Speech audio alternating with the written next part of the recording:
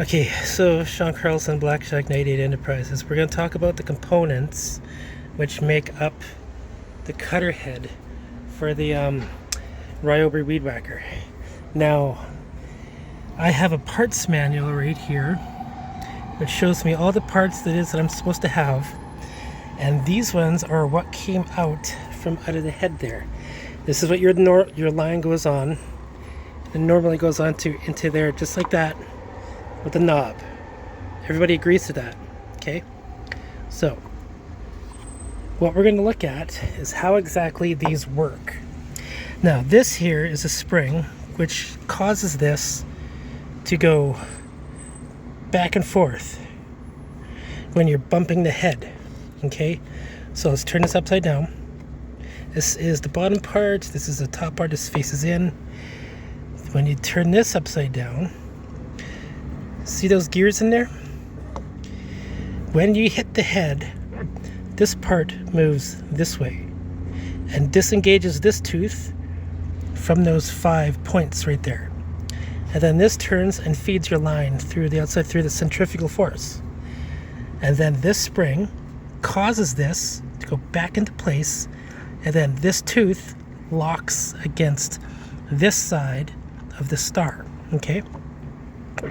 Now, I was missing this spring here, and I had to go to Canadian Tire to go get another compression spring, and I got two, and I went and cut them down shorter so that way they fit into this here.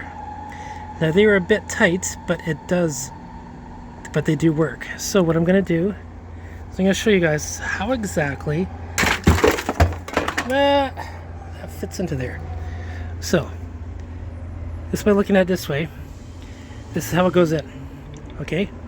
So, you see these two teeth right here on the bottom? This one and this one? Those are what push the spring up. Okay, so you put it into there. Just like that. And this motion, just like that, that's what pushes, when you hit the bump head, it moves this direction. When you release the bump head, those two springs push it back into position, and that teeth there locks against those 5 points. So, hitting the bump head, releasing, hitting the bump head, releasing. Okay, so, you could get the actual parts, the correct springs, because those are not the correct springs, but you will lose them if you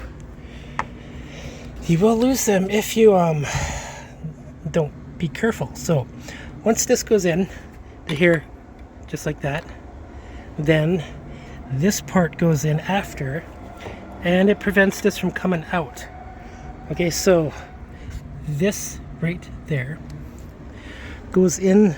I don't know if you could see it, but there is a tiny ring hole that fits in, and that prevents that part from coming out. And then the spring goes in. Then the spring goes on top of that, and then this locks the spring into place, and then this goes on top, or this goes on top, and this locks this into place. So I know that's a little bit confusing for you all, so what I'm going to do is I'm going to put it together slowly. So, frick, let's put this into there. Remember, it goes in these 2 points. Press the spring, okay? So put them into there, just like that. And then we got to fight with this part, getting it in there. And it was a fight getting it out, it's going to be another fight getting it in. So let me put this video on pause. Okay, after getting that pushed in all the way through, using my tube method, this part can now not come out. So, next what we grab is the spring. That spring goes into here, just like that. This part needs to go in a particular way. Now, you see how that point right there is one way? These go the other way. Okay, by pushing this down on the head, that motion with the opposing sides is what causes that to move out. I'm going to try to push it. I can't really push it down, but you can see that when you push this down, this part, the metal part, moves out, so that way this tooth right here can disengage the cutter head. Okay, now you remember that groove right there? Well, guess what? This goes into that groove and prevents this from coming out. So once again, I gotta fight with this and get that little C-clip into there. Okay? So give me a minute. Okay, I get it. I got it. So let me press down on this and show you the motion. You're hitting this on the ground, and this is coming up. And you see that tooth right there? This is it. See that? Pushing the head down causes that to move one way. That tooth disengages from that star part. From this. Okay? So when you're putting your line in, you're turning it, looking at the video clockwise, and then you're turning it this way just to reel the line in, but when you hit the bump head, it disengages and then it turns, and that's what causes the head to come out. So that explains the mechanics of this. Not really, but some of you get the idea. So what I'm going to do now is we're going to go through the bump head line. Okay, so this goes into here just like this, okay? And you got to line up those arrows. See that arrow right there? You got to line that up with this arrow here. So there's going to be in line. And what that means is this hole that's up top there is in line with this mark right here. So that way you can feed the line in through there. It goes into here, and then it comes out the end of this part right there. Okay, it comes out that little slot, and then you can put it into that tiny hole. Loop it over and put it into that tiny hole. And then what you do is you turn it. You turn it counterclockwise.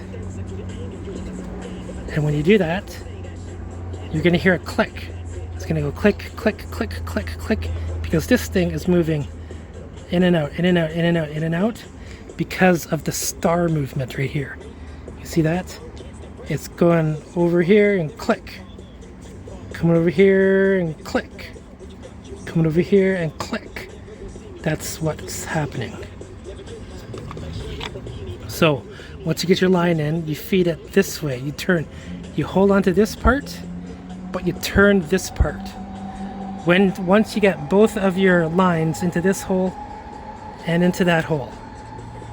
Okay, and then you put your bump head line on there and screw it in tight. So that's what I'm going to do. Okay, so I got it in just a little bit. What I'm going to do now is I'm going to turn this part here in the direction that you're supposed to.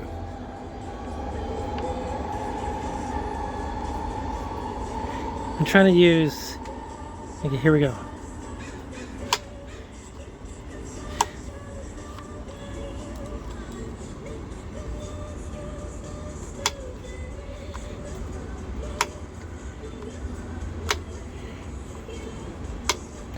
And see that? Okay. Now what I'm going to do is I'm going to pull on this string and this string, and it should lock. It should not come out loose at all. So, darn it, Lena, let me see if I can get my phone hooked on a tripod so you can watch me.